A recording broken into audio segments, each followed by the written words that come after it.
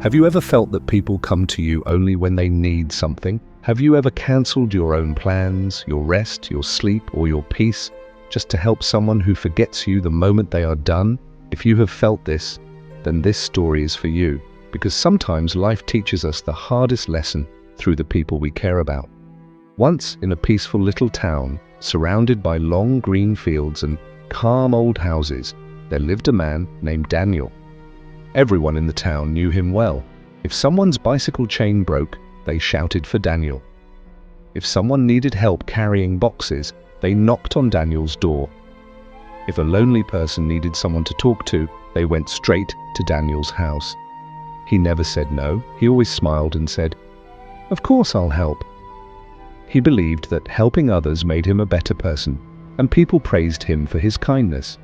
But slowly, without realizing it, Daniel's life stopped belonging to him. His garden remained half-cleaned, his windows were broken, his roof needed repairs, his own problems were piling up, but instead of fixing them, he was out in the town fixing everything for everyone else. Every night he came home covered in dirt and sweat. His mother looked at him with tired eyes and said, "Daniel, my dear boy, you help everyone, but why does no one ever help you?" Daniel always gave the same small smile and replied, "It's all right, Mum. One day, people will remember my kindness." But that day never came. One evening, the sky turned dark and heavy winds started blowing. The townspeople rushed to protect their gardens and belongings before the storm came. Daniel also ran out, but not to save his own things. He went straight to help his friend Oliver, whose tools and equipment were still lying outside. They worked fast, covering everything with cloths and moving things into the shed. But Daniel's own garden furniture was still outside, his plants still uncovered, and his wooden boxes were still open. And then the storm hit. Rain poured heavily. The wind whipped through the town. And by the time Daniel reached home, almost everything in his garden was ruined. He sat on the front steps, rain dripping from his face, staring at the muddy mess that used to be his peaceful garden. His mother placed a warm towel on his shoulder and said quietly, "Daniel, today you saved everyone's things except your own." Daniel didn't reply, but inside him something finally broke.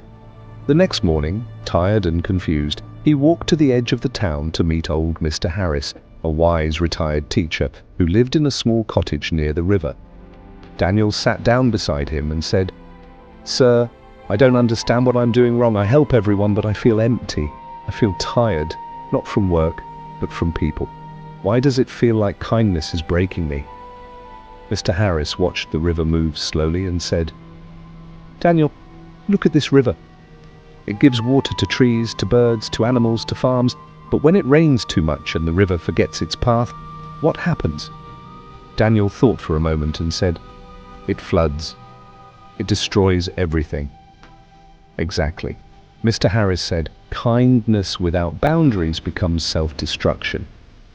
You are kind, Daniel, but you have no limits. You run everywhere for everyone, but nowhere for yourself.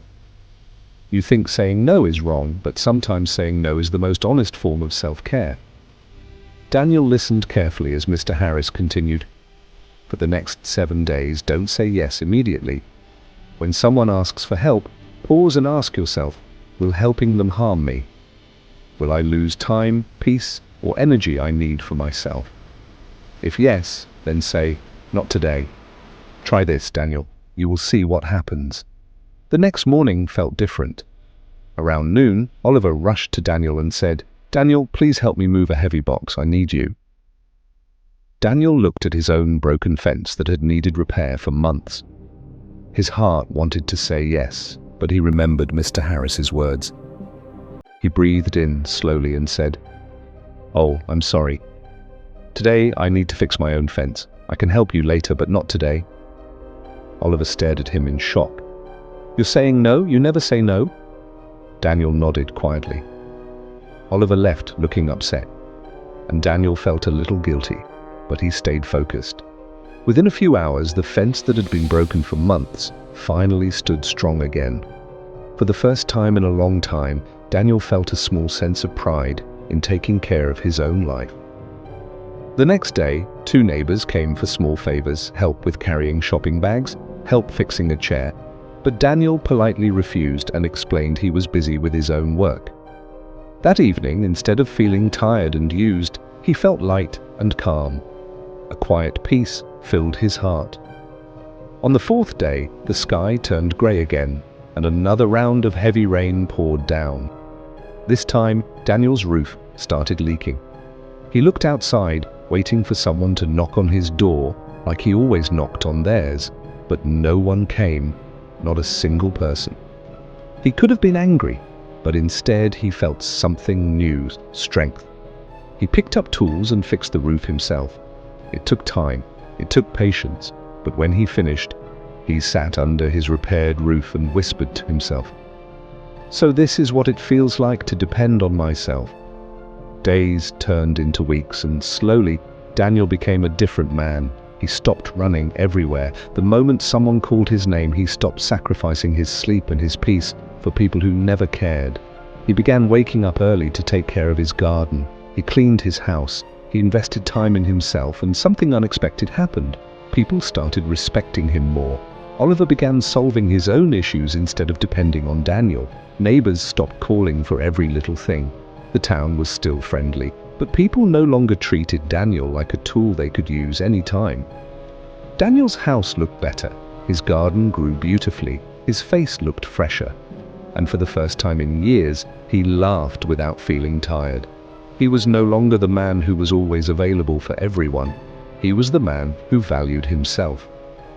One afternoon, Mr. Harris visited Daniel. He looked at the healthy plants, the neat yard, and the peaceful smile on Daniel's face. He asked softly, "So, Daniel, did the world fall apart when you stopped saying yes to everyone?" Daniel smiled and said, "No, sir.